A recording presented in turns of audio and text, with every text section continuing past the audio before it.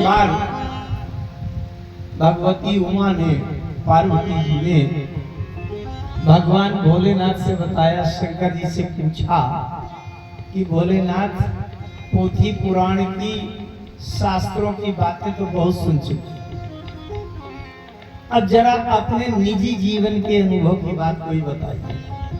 अच्छा, निजी अनुभव की अगर कोई बात बतावे तो उसमें विश्वास ज्यादा बैठता है।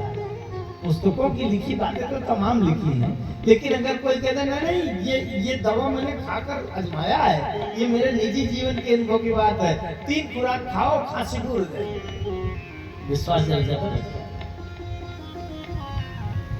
पार्वती जी ने भोलेनाथ से पूछा, आप अपने निजी अनुभव की बात बताइए। भगवान शंकर ने कहा, बताया, उमा कहाँ मैं अनुभव आपका,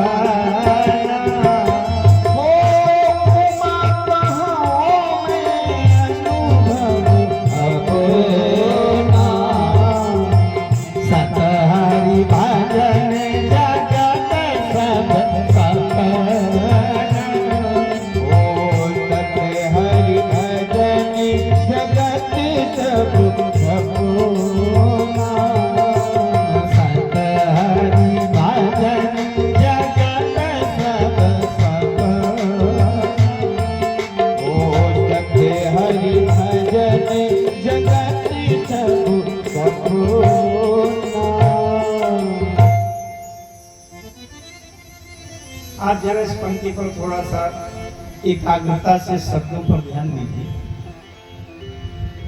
अगर एक तरफ सत्य कहा गया है तो उसके उल्टा पक्ष में झूठा कहना चाहिए। भगवान शंकर ने कहा सत्य हरि भजन, तो जगत सब झूठा कहना चाहिए। बस समझ आ रही? अगर एक तरफ सत्य कहा गया है तो दूसरे पक्ष में झूठा कहना चाहिए। सत्य हरि भजन जगत सब झूठा, ये कहना चाहिए, लेकिन झूठा नहीं कहा, सपना कहा। अगर झूठा कहते तो विवाद खड़ा हो जाता, अरे हजारों लोग खड़े हो जाते, महाराज भोलेनाथ होंगे आप शंकर जी, लेकिन ये घर मकान पत्नी पुत्र परिवार इधर झूठा कैसे? शंकर जी ने ऐसा शब्द रखा, स्वप्न सत्य भी होता है झूठा भी होता है। जो जिस समय स्वप्न देख रहा है उसके लिए सत्य भी होता है, और जो स्वप्न देख करके जाग चुका है उसके लिए झूठा भी होता है। इसलिए भैया अगर सपन देख रहे हो तो सत्य माने रहो, और अगर जाग गए हो तो तुम्हें खुद पता चल जाएगा कि सपना था झूठा। इसका मतलब जगत सब सपना सपना विवादित है, झूठा है कि सत्य है, झूठा है कि सत्य है, इसमें विवादित है। लेकिन भगवान शंकर कहते हैं कि एक पक्ष बिल्कुल निर्विवाद है, उसमें कोई विवाद नहीं। क्या? सत्य हरि भजन, हरि भजन सत्य था, सत्य है, सत्य रहेगा। बाकी जो विवाद वाला है कि जगत झूठा है कि सपना है कि क्या है, तो विवाद वाले में काहे फंसते हो? निर्विवाद को पकड़ो, बाकी छोड़ो। इस सृष्टि में चारों युगों में 3 लोग 14 भुवन में केवल 2 अनुभवी हुए थे, 2 अनुभवी, 2 से तीसरा कोई अनुभवी नहीं। एक अनुभव तो भगवान शंकर को, क्योंकि उनके सामने सृष्टि की रचना होती है और पूरा अंत तक संहार करके महाप्रलय करते, वो अनुभव। यहाँ तक कि अगर बहुत गहरी बात बताऊं, ज्यादा वो बताने का कोई बहुत उपयोग नहीं है, लेकिन थोड़ा सा संकेत कर दो। ब्रह्मा जी और विष्णु भगवान तक आज से अंत तक नहीं जानते सृष्टि के बारे में जितना शंकर जी जानते हैं, इसलिए शंकर जी अनुभवी हैं।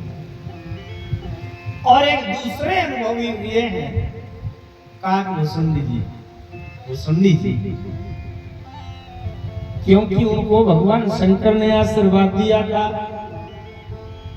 कवन हो जन्म मिट ही नहीं ज्ञान, कवन हो जन्म मिट ही नहीं ज्ञान, कवन हो जन्म मिट ही नहीं ज्ञान, कवन हो जन्म मिट ही नहीं ज्ञान, सुनहि शूद्र मम बचन प्रमाण, सुनहि शूद्र मम सुनहि शूद्र मम बचन प्रमाण, सुनहि शूद्र मम बचन प्रमाण। और भुसुंडी जी कह रहे हैं, कवन जोनि जन्म्यो जहानी, अमय खगी सब भ्रमि भ्रमि जगमा, अरे देखूं कारी सब कारम गोसाई,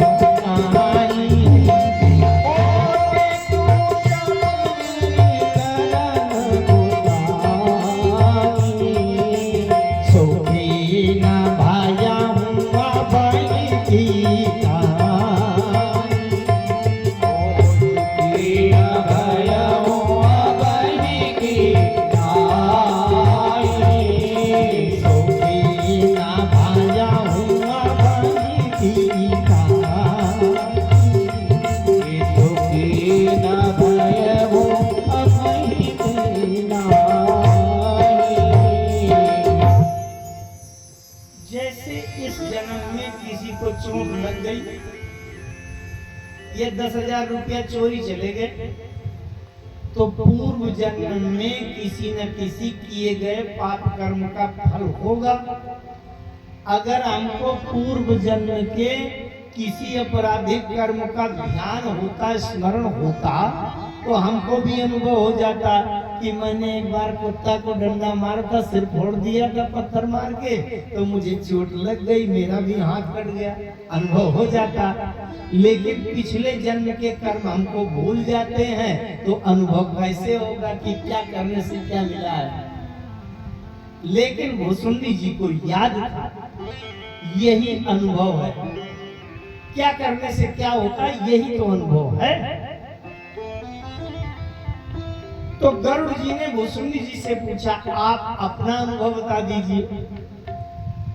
अब भुसुंडी जी बता रहे हैं, अरे निज अनुभव मैं कहाऊं हदेसा, निज अनुभव मैं कहाऊं हदेसा, निज अनुभव मैं कहाऊं हदेसा, निज अनुभव मैं कहाऊं हदेसा, बिनु हरि भजन न जानी कलेसा, बिनु हरि भजन न जानी कलेसा, बिनु हरि भजन न जानी कलेसा, बिनु हरि भजन न जानी कलेसा। देखिए, दो अनुभवी सृष्टि के हैं, अब दोनों अनुभवी एक बात दोनों बता रहे हैं। भगवान शंकर कहते हैं, उमा कहूं मैं अनुभव अपना सत हरि भजन, सत हरि भजन, ये पक्का, इसमें कोई संदेह नहीं है ना। और दूसरे अनुभवी भुसुंडी जी कह रहे हैं, बिनु हरि भजन न जाए, हरि भजन के बिना दुख दूर करने का कोई दूसरा उपाय नहीं। इसलिए राम को जानने का प्रयास करना चाहिए। आइए थोड़ा सा कोई कथा का प्रसंग ले लें, जिससे आपको कुछ कथा पक्ष भी मिले। ये तो बड़ी सूत्रात्मक बातें हैं, सब लोगों को कठिन लगने लगेगा इस तरह में। जानना क्यों जरूरी है? बिना जाने जीव भटकता रहेगा। एक बात कहूं मैं कि जैसे किसी को भ्रम हो गया कि मैं बंधा हूं, और बंधा नहीं, अब भ्रम हो गया है कि मैं बंधा हूं, तो उसको बंधन से छुड़ाने का क्या उपाय है? गांठ खोल के जब बंधे नहीं है,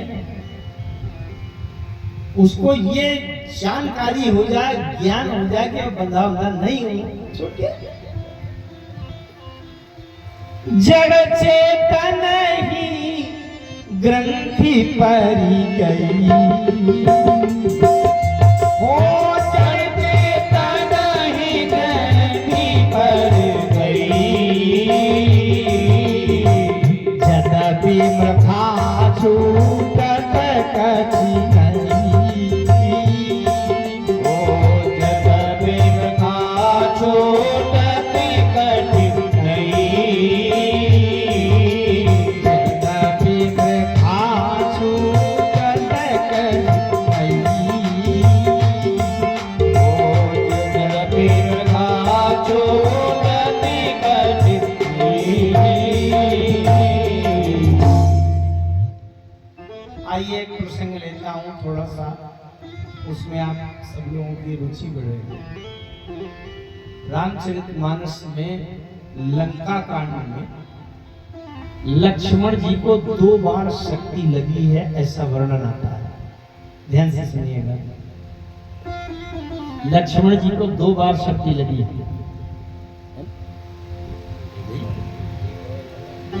एक बार मेघनाथ ने मारी है, वीर घातनी छाड़ सांगी, तेज पुंज लक्ष्मण और रागी। और एक बार रावण ने मारी है, सो ब्रह्मदत्त प्रचंड शक्ति अनंत और रागी सही, सो ब्रह्मदत्त प्रचंड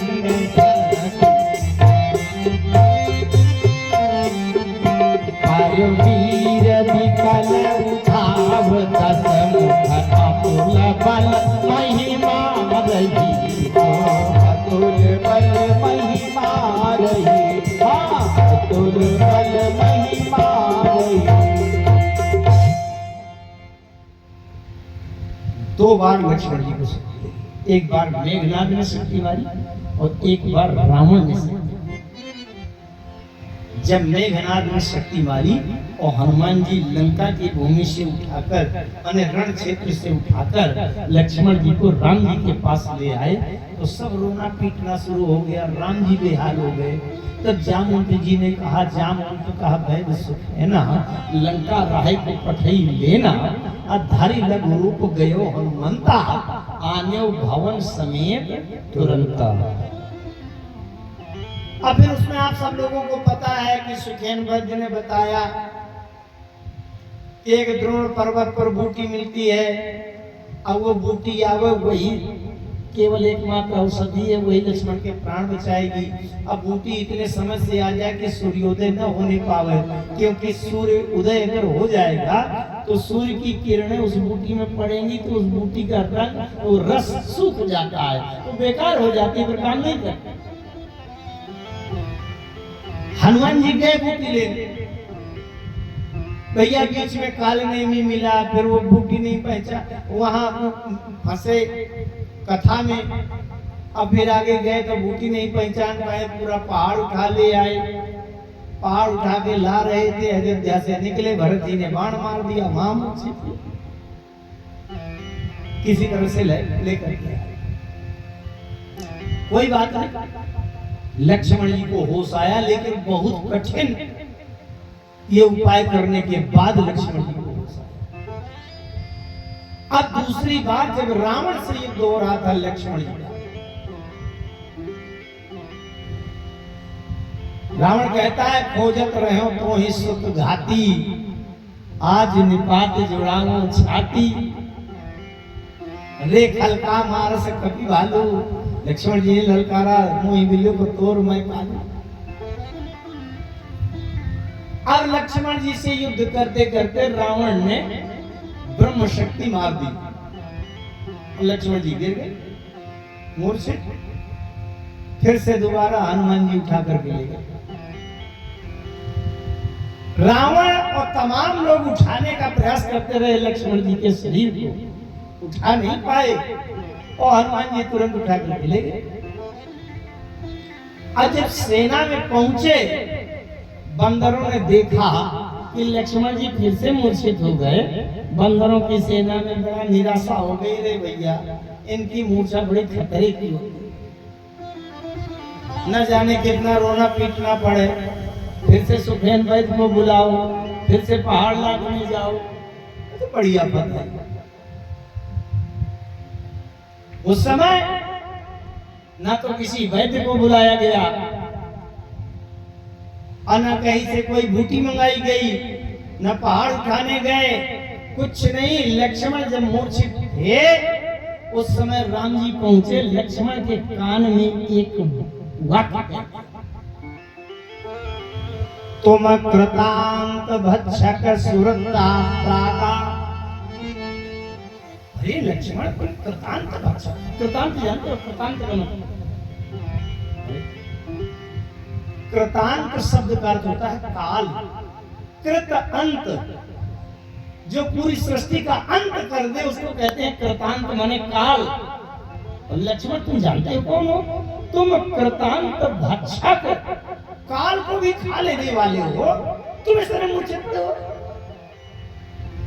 सुनत बचन उठी बैठी कृपाला, सुनत बचन उठी बैठे कृपाला, सुनत बचन उठे बैठे कृपाला, सुनत बचन उठे बैठे कृपाला, कई सकती सो गगन कराला, कई सकती सो गगन कराला, कई सकती सो गगन कराला, कई सकती सो गगन कराला।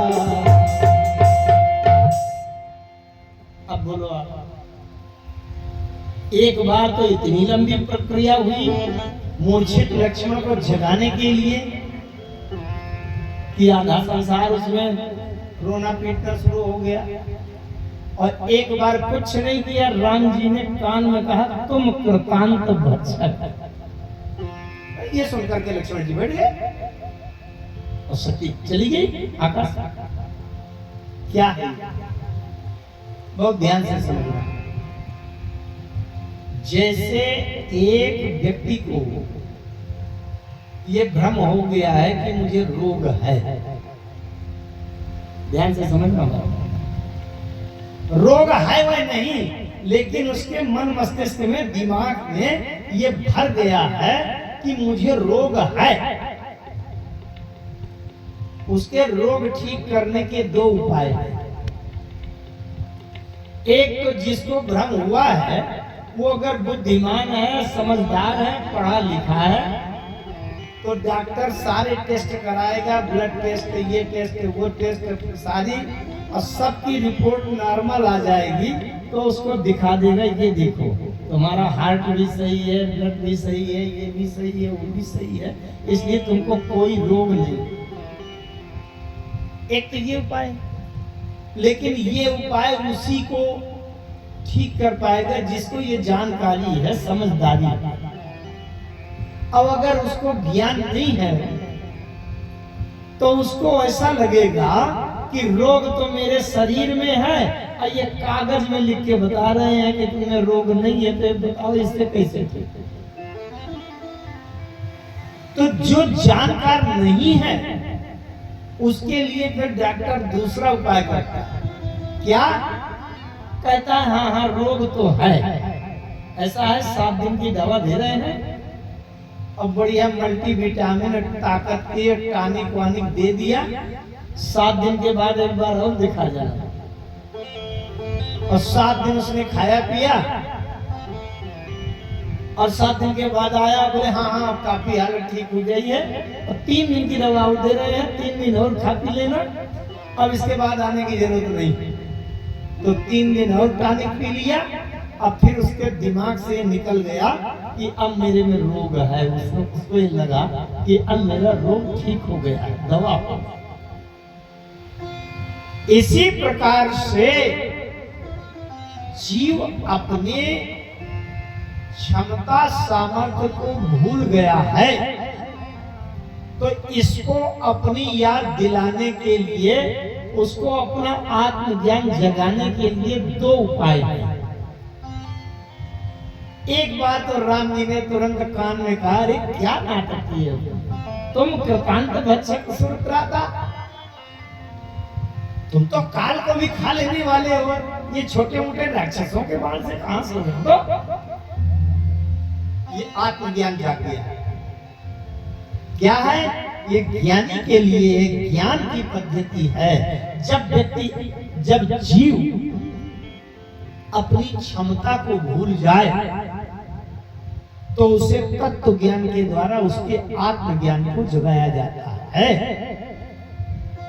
ये दूसरा जो उपाय है ये ज्ञान की पद्धति। लेकिन पहली बार जब मेघनाथ ने शक्ति मारी थी और बड़ा लंबा उपाय किया गया, वो भक्ति उपासना का मार्ग। हाँ, तुम मूर्छित तो हो गए, रुको रुको, अभी वैद्य को बुलाया जा रहा है, फिर दवा मंगाई जाएगी। अब दवा की जाएगी तब तुम होश में आओगे। ये क्या है? उपासना का। जो वैद्य है, वैद्य क्या है? सद्गुरु वैद्य वचन विश्वास,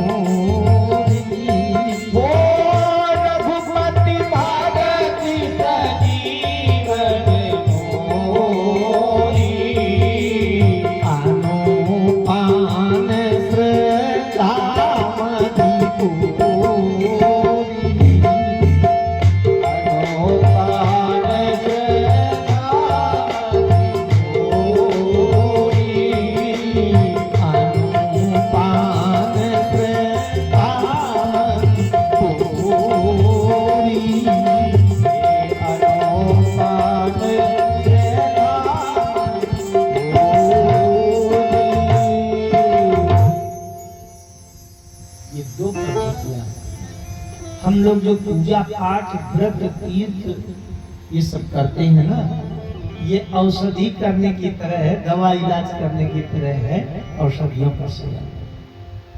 यदि आत्मज्ञान जाग जाए, सो जानई जेहि देहु जनाई, जानत तुम्हारी तुम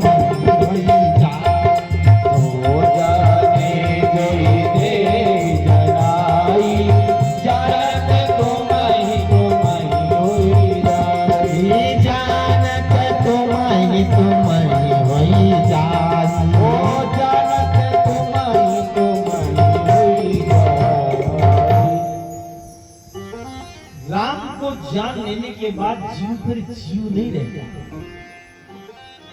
राम जी को जान लेने के बाद वो स्वयं राम हो जाता। जानना कैसे है? राम कथा के बिना क्यों? क्योंकि एक प्रसंग बालकांड में आता है, उसको समझे। बालकांड में एक प्रसंग आता है, थोड़ी सी इसकी चर्चा कर दूं। तीर्थराज प्रयाग में